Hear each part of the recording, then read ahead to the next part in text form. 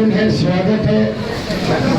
आज इस प्रांगण में जो सर सारे भाई मिलते हैं, आप कहेंगे मोदी सरकार, मैं कहूंगा आपकी बार, आप कहेंगे 400 पार, अब की बार 400 पार, अब की बार 400 पार, अब की बार 400 पार, फिर एक बार मोदी सरकार, फिर एक बार मोदी सरकार, फिर एक बार मोदी सरकार। जय जय श्री राम, जय श्री राम। अब मैं कहूंगा कि भाई साहब हम सबका मार्गदर्शन भी करें और मेरे बुजुर्गों को और माता शक्ति का आशीर्वाद दें। चंदौलिया जी को जय श्री राम, जय श्री राम, जय श्री राम। चंदौलिया जी को जय श्री राम, जय श्री राम, जय श्री राम। भारत माता की भाई एक चीज और कहूंगा, सर छोटू राम जाट धर्मशाला नांगलोई में आज भाई घाटी जी ने, गजेंद्र दराल जी ने मुझे यहाँ पर बुलाकर मुझे मेरा अभिनंदन किया और नरेंद्र मोदी जी को देश का तीसरी बार प्रधानमंत्री बनाने की अपील की और 400 सीट पार करने की बात कही है। हमारे बुजुर्ग परमानंद जी ने मुझे पगड़ी पहनाकर, माला पहनाकर मेरा स्वागत किया है। मैं हृदय की गहराइयों से परमानंद जी का आभारी हूँ और ये पगड़ी मैं इसका महत्व समझता हूँ। ये पीडब्ल्यूडी की सड़क है। मैं आपको विश्वास दिलाना चाहता हूँ, यहाँ पर पानी भरने का जो काम यहाँ के एमएलए हो या यहाँ का कोई मंत्री हो, भाई गजेंद्र जी का वो काम नहीं है और मेरा भी वो काम नहीं है, वो दिल्ली सरकार का काम है। लेकिन मैं आपको विश्वास दिलाना चाहता हूँ, गजेंद्र जी और मैं मिलकर उस पानी की निकासी का पूरा इंतजाम ठोक कर करवाएंगे। अगर राजी राजी दिल्ली की सरकार करेगी तो राजी राजी, और अगर गैर राजी भी करेगी तो गैर राजी से कराएंगे। आज पानी के कारण पीने का पानी मिलता नहीं है और पानी की निकासी होती नहीं है। दिल्ली की सरकार फेल है। मैं आपको बताना चाहता हूँ कि मैं जहाँ जा रहा हूँ, तिराड़ी से निकलने के लिए रेलवे का एक फाटक है 12C। बहुत सारे लोग रोहतक रोड पर आना चाहते हैं। 132 करोड़ रुपया नरेंद्र मोदी जी ने दे दिया, लेकिन दिल्ली की सरकार के मुख्यमंत्री ने उसको NOC नहीं दी। तिराड़ी से आने वाले लोग जो मजदूर हैं, मेहनतकश लोग हैं, वे 2-2 घंटे रेलवे के फाटक पर खड़े रहते हैं। उनकी गैर हाजिरी हो जाती है। चुनाव के बाद मैं तुरंत उस फाटक का LG साहब से NOC लेकर उसका काम प्रारंभ कराऊंगा। मैं बताना चाहता हूँ, जब मैं गाँव में गया तो उन लोगों ने कहा कि जो मुंडका का अंडरपास है उसमें 1-1 फुट पानी तो कभी भी भरा रहता है और जब बारिश आ जाती है तो वहां पर जाम हो जाता है, लोगों की गाड़ियां बंद हो जाती हैं। तो मैंने हमारे भाई गजेंद्र दराल जी को कहा, गजेंद्र जी इस समय ना तो आप पैसा लगा सकते, ना एमएलए ने लगाना होता तो एमएलए लगा देता, दिल्ली सरकार ने लगाना होता तो दिल्ली सरकार लगा देती, और मेरा भी फंड अगर मैं जीत के जाता हूँ आपके आशीर्वाद से तो उसमें भी 4-5 महीने लगेंगे। 6 नवंबर 1985 को बना था और लगातार 85 से लेकर 2024 हो गया, 39 साल तक मैं मंडल में, जिले में, प्रदेश में मैंने काम किया है। 1 अगस्त 2023 को मेरी पार्टी के प्रदेश अध्यक्ष वीरेंद्र सचदेवा जी ने मुझे महामंत्री प्रदेश का बनाया है और उसके बाद देश के प्रधानमंत्री नरेंद्र मोदी जी ने मुझे विश्वास व्यक्त कर आपकी सेवा के लिए भेजा है। मैं नरेंद्र मोदी जी की गारंटी आपके बीच में लेकर आया हूं। मैं आपको विश्वास दिलाना चाहता हूं, मैं नरेंद्र मोदी जी को विश्वास दिलाना चाहता हूं कि मोदी जी ने जिस उद्देश्य से मुझे यहाँ भेजा है काम करने के लिए, मैं क्षेत्र के सर्वांगीण विकास के लिए अपनी पूरी ताकत लगा दूंगा। 15 मार्च को उनकी समाधि पर जाकर आशीर्वाद लेकर मैं चुनाव क्षेत्र में निकला था। 15 मार्च के बाद 15 अप्रैल और 15 मई और आज 19 मई है। लगभग 64-65 दिन तक सुबह से शाम तक मैं अपने क्षेत्र की समस्याओं को देखने के लिए जा रहा हूँ। लोग मुझे बता रहे हैं कि हमारे तालाब खराब हैं, हमारे यहाँ पार्क नहीं है, हमारे यहाँ हॉस्पिटल होना चाहिए, हमारे यहाँ पर कॉलेज होना चाहिए, यहाँ पर इंजीनियरिंग कॉलेज होना चाहिए, क्योंकि ग्राम सभा की जमीन को डीडीए ने टेक ओवर किया है। 15 साल कांग्रेस का शासन था और 8 साल पहले तक आज भी आम आदमी पार्टी का शासन है। 23 साल के अंदर ग्राम सभा की जमीन के ऊपर इन दोनों पार्टियों ने कोई योजना नहीं बनाई। आज जब मैं गांव में जा रहा हूं तो लोग कह रहे हैं कि महिलाओं का कहना है कि हमारे लिए पार्क होना चाहिए। जब खेत कम हो रहे हैं तो कम से कम पार्क की व्यवस्था हो। लोग चौपाल की बात कह रहे हैं, सभी समाजों की चौपाल बने, ये मेरा प्रयास रहेगा।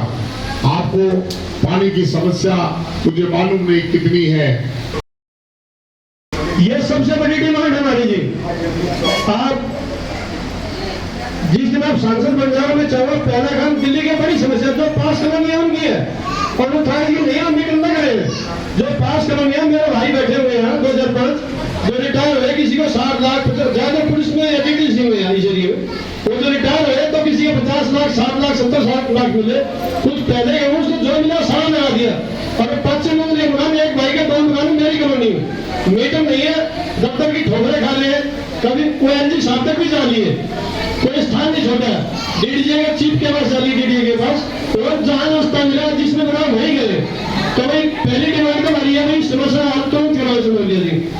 एक बिल्कुल साथ में ये जो कॉलोनी वासी बैठे इन्होंने प्राइवेट पैसे 27 लाख रुपए इकट्ठा करके पार्क में, तो बहुत सुंदर देखने लायक, उसमें पानी भर गया 4-4 फुट, पूरे पेड़ जो 15-15 फुट के सब पेड़ खत्म, हमारा सिस्टम खत्म। कॉलोनी का पैसा था, सरकारी पैसा नहीं था, उसमें हमने लाइट, स्ट्रीट लाइट भी लगाई, पेड़ लगाए, उसमें स्टूल भी डलवाए। 27 लाख तो एक मुश्त था, उसके बाद 7-10 लाख और भी लगे हुए। दिल्ली गए और पूरे इंडिया के अंदर ये इतिहास था कि प्राइवेट पैसे से सरकारी जमीन पर पब्लिक में पार्क बनाया था। आज वो खत्म हो गया। तो मैं चाहूंगा सांसद कोटे से नाम सौरभ पार्क, गुलशन पार्क, राजधानी पार्क, निरई पार्क कोई नहीं है। हमारे पास 4 एकड़ जमीन है रेलवे की है जो, तो मैं चाहूंगा वो काम भी चंदौलिया जी। पहला काम मीटर का, दूसरा काम एक पार्क का बड़ी भारी समस्या। 25 गज के हमारे घर है, किसी का 50 गज का। हमारी बहन बेटी या कोई भाई ऐसा चाहे या बुजुर्ग कि मैं 10 कदम टहल लूँ, हमारे पास 1 कदम जगह नहीं है। सामने जैसे कॉलोनी, अब ये नहीं जैसे कॉलोनी हो गई 25-25 गज मकान हो गए हमारे 50 गज के। तो भाई ये बहुत बड़ी डिमांड है, टाइम नहीं है। पर मैं सबसे चाहूंगा इसमें दोनों चीजें आपको बताना चाहता हूँ, नगर निगम चुनाव में जैसे भाई गजेंद्र जी 2000 वोट से जीते थे, मैं मेरा पहला चुनाव 564 वोट से जीता था, 564 वोट से, और उसके बाद मैं दोनों चुनाव 7-7 हजार वोट से जीता था। ये इस बात का इतिहास बताता है कि मैं काम भी करना जानता हूँ, काम करवाना भी जानता हूँ। दिल्ली की स्टैंडिंग कमेटी का चेयरमैन रहा जब नगर निगम एक उठती थी 2 बार के लिए, फिर जब 3 नगर निगम हो गई तो ये नॉर्थ एनसीडी का स्टैंडिंग कमेटी चेयरमैन रहा।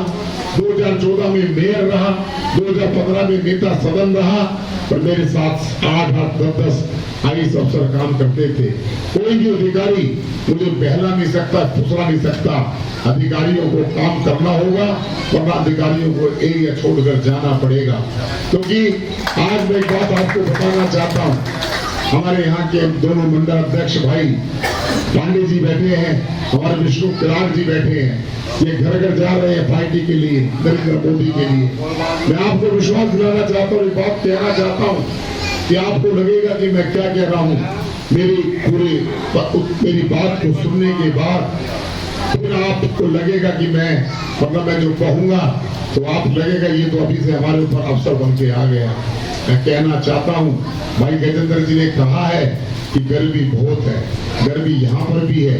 आप 11 बजे से यहाँ बैठे हैं और इसलिए बैठे हैं कि आप देश के प्रधानमंत्री नरेंद्र मोदी जी को तीसरी बार प्रधानमंत्री देखना चाहते हैं। मैं आपको बताना चाहता हूँ कि 25 जून को आप लोगों की परीक्षा है, मेरी परीक्षा नहीं है, 25 मई परीक्षा आपकी है। 25 मई 25 मई बोला मैंने, 25 तारीख बोली है। 25 मई को आप लोगों की परीक्षा है। उस परीक्षा में आप कितने खरे उतरते हैं, कितनी वोटिंग परसेंटेज कराते हैं, ये आपकी परीक्षा है।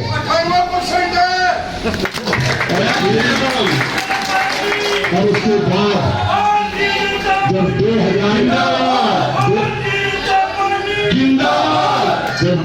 सांसद कैसा हो,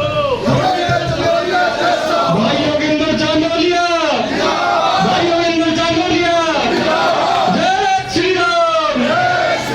तो 25 मई को आपकी जो परीक्षा है, मुझे कितने परसेंट वोट से जिताओगे तो आपका काम है।